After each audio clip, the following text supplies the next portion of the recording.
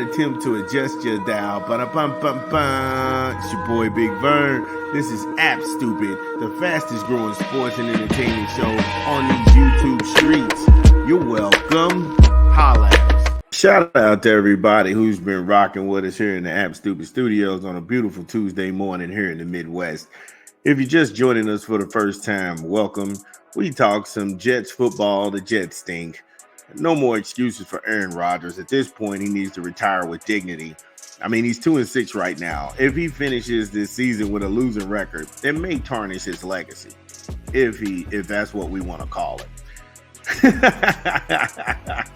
Then we talk some Green Bay Packer football, while they may have a quarterback controversy because Malik Willis on the road in Jacksonville, he had the winning drive to put them down to get that field goal where they went ahead and won 30-27. So again, his skill set is going to be somewhere around 20 to 25 throws. It's the same amount of throws that they keep Jordan Love at. So there's really no separation in between those guys. They just have to go ahead and develop plays around what Willis likes to do and his strong suits. So, pick your poison. So we go from the NFC North and we pivot and we go to the AFC North. The Pittsburgh Steelers, they win again. Now, Pittsburgh beat up on New York on Monday night, and it wasn't pretty. It wasn't pretty. I'm not going to hold you. This game was like, no.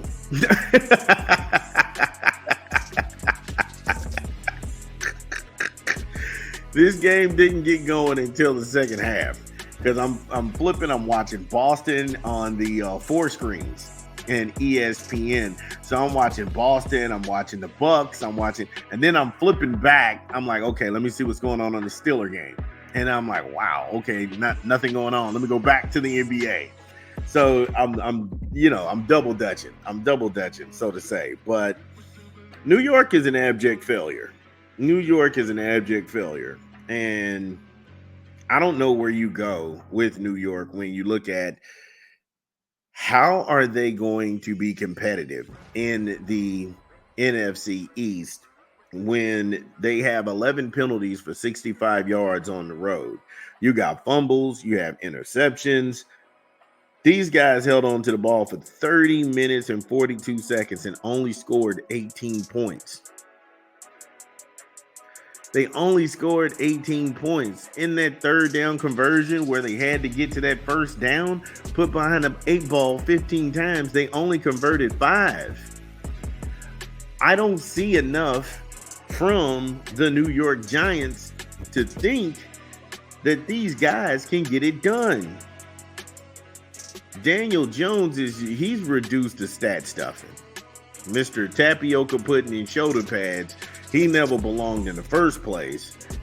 How in the world did you decide to pay him over Saquon Barkley is the biggest, dumbest thing that they could have ever done in New York. This guy's just reduced to stat stuffing. 38 attempts, 24 completions, 264 yards, and an interception. He's Blake Bortles 2.0. If it's a bright spot in New York, Tyrone Tracy Jr., that guy had 20 grabs for 145 yards and a touchdown. He was registering somewhere around 7.5 yards a carry. That guy, that's a bright spot. You can build off that. And if you turn around, you have Darius Slayton. He was a guy in that wide receiver room. He had 4 grabs for 108 yards. You add in Malik Nabers. He had 7 grabs, 71 yards. And then you follow that up with Theo Johnson. Theo Johnson had 3 grabs for 35 yards. He has more than capable pieces around him. It's him. He's just not good. And I don't know why we keep acting like this guy has something. New York even has a defense that was servable. Because you talk about guys getting that sack lunch. You had Mr. Azeez Alari. That guy had 2 sack lunches. He was not done eating for the day. And you couple that with Brian Burns. Brian Burns had a sack lunch.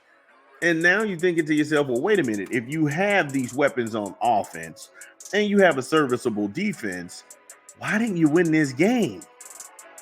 Ding, ding, ding, ding, ding. It's Daniel Jones. He's horrible. If it wasn't the quarterback play, let me throw this out at you. Let's go ahead and remix it from a different angle. Russell Wilson, he left Denver because Sean Payton said his play regressed and he wasn't playing up to his potential.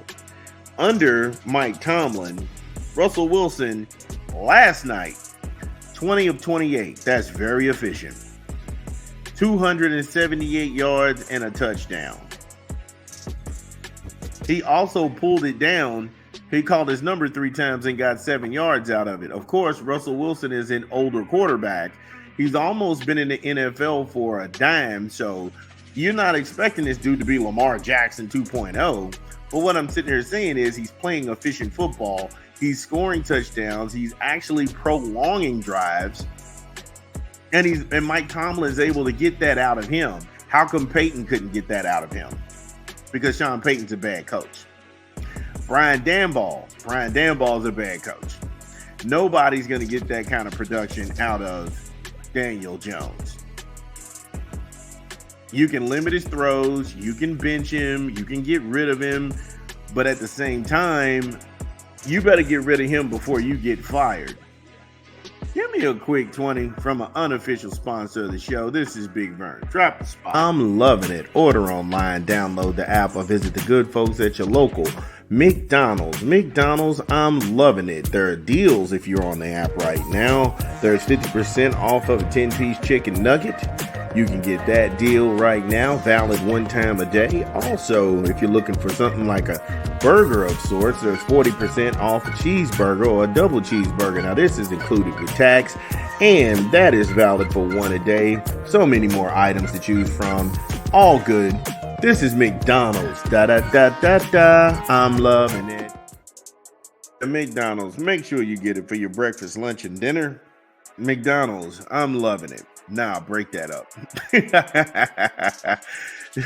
Get breakfast one day, lunch another day, dinner the following day. Don't do it all in one day. My God, no.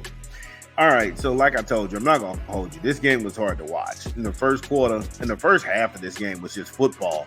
It was field goal festival. My kicker is better than your kicker. I don't want to see that. I don't want to see that at all. Give me the fireworks. Somebody has to make a play. Third quarter, we pick things up. Calvin Austin, the third. He has a 73-yard punt return. And that's what seemed to open the floodgates, because from that point, the score is going to be 9-16 Pittsburgh. Again, third quarter, Daniel Jones did absolutely nothing but stuff stats. Pittsburgh it was the same thing. If you want to say a defensive struggle, okay, whatever. Fourth quarter, now Calvin Austin the third, 29-yard pass from Russell Wilson. That was the lone touchdown. Made this thing 23-9 at the 13-minute, 16-second mark. Then Tyrone Tracy Jr. has a 45-yard run, and that put New York up 15. Well, that didn't put them up. They just put them on the board. It was 15-23. Daniel Jones, for some odd reason, they didn't go for the kick. They tried to go for 2, and I know why they did it. They wanted to be closer to scoring because they felt like they can score again. But at that time, Daniel Jones wasn't throwing any touchdowns. So why the hell would you pull it down and try to go for 2? Why would you try to go for 2?